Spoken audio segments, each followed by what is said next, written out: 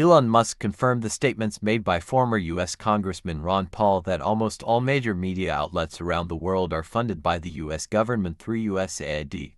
No wonder they all repeat the same thing. Headline on Breitbart is Trump freezes millions in USAID funds for foreign media. Foreign media, wow. Triggering globalist outrage. I did see a few liberals and Democrats. They're a little bit scared. Yeah. They're annoyed and mean and nasty too. We talked about it a little bit yesterday on the show. We talked about the fact that Politico was getting paid by USAID and the New York Times were getting paid by USAID.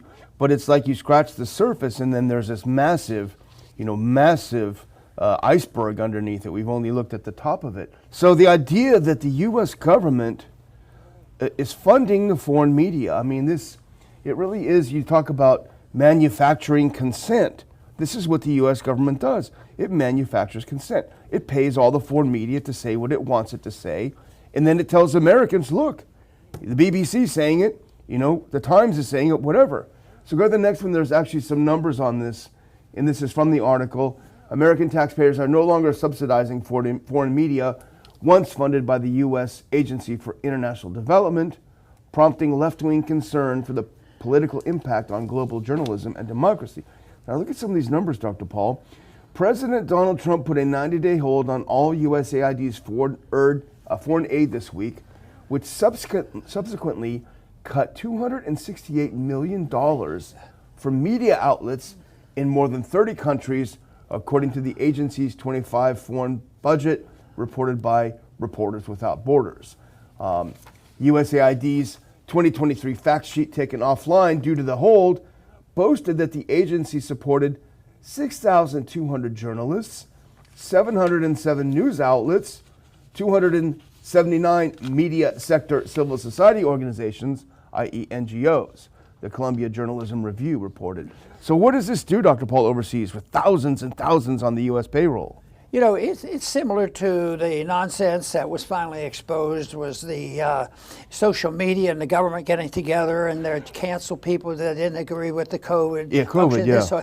So this is another coalition put together, and that is business people and government, and using these funds to, once again though, this is similar to COVID, is to affect opinions, and get people upset and get the support they need. And so the neatest thing is happening, and it has to continue, is the exposure. Well, when we've been talking since 2014, really, about the coup, the Maidan coup in Ukraine, and whenever we point out the involvement of the U.S. government in it, they say, oh, you're just using Russian talking points.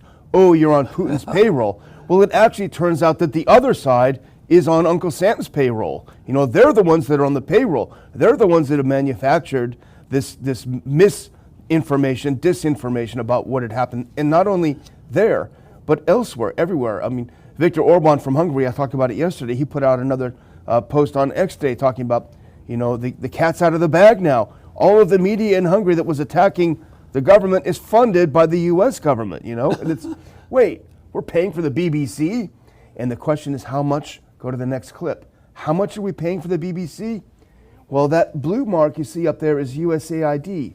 The United States government is the second largest funder, after the UK government, the second largest funder of the BBC.